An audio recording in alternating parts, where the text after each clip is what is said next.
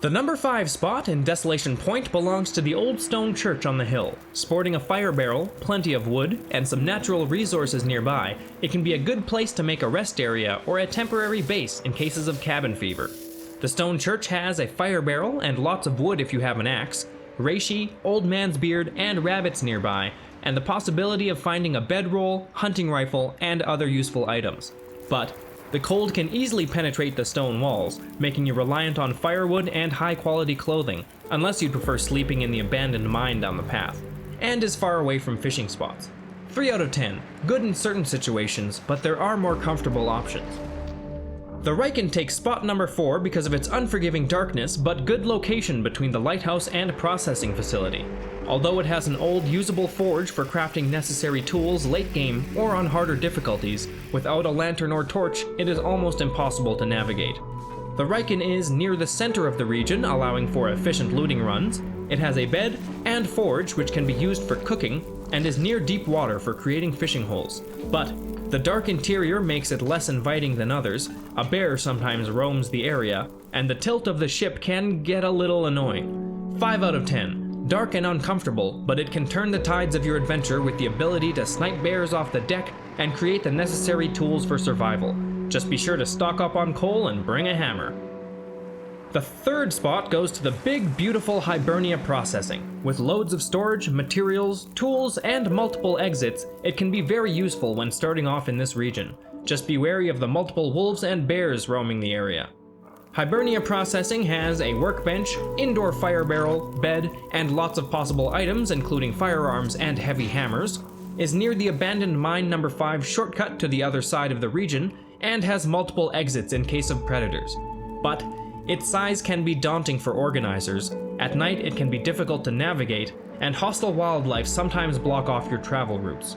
6 out of 10. Good spot to start beachcombing, but maybe a better looting location than a fully fledged home base.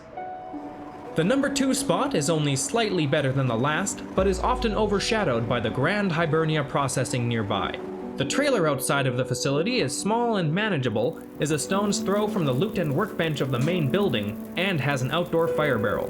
The Hibernia trailer has a reasonably sized interior, is close to the abandoned mine number 5 shortcut, is close to the workbench and tools in Hibernia, and has an outdoor fire barrel for longer burn times. But it is not as luxurious as other locations. Bears and wolves still roam nearby if you stray from your fire, and I've never seen a bed inside, although you can easily pop over to Hibernia if you're tired of your bedroll. 7 out of 10. The fire barrel and nearby resources make it a great choice, but it can get lonely living in isolation at the far end of the map. The 1st spot goes to the lonely Lighthouse, easily visible from almost anywhere in the region, and close to the stone church and the Riken.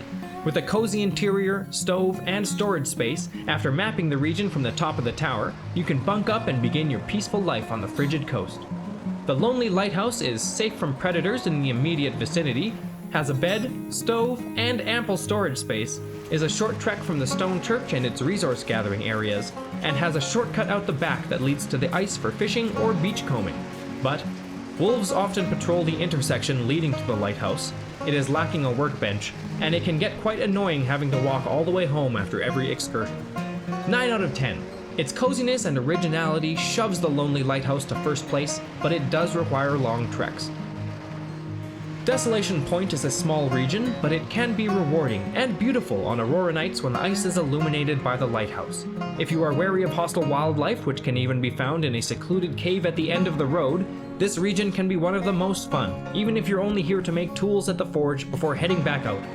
Just remember to take advantage of beachcombing and deep water for fishing holes.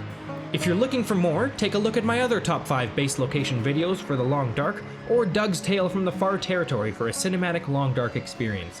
And thanks for watching. Stay warm out there.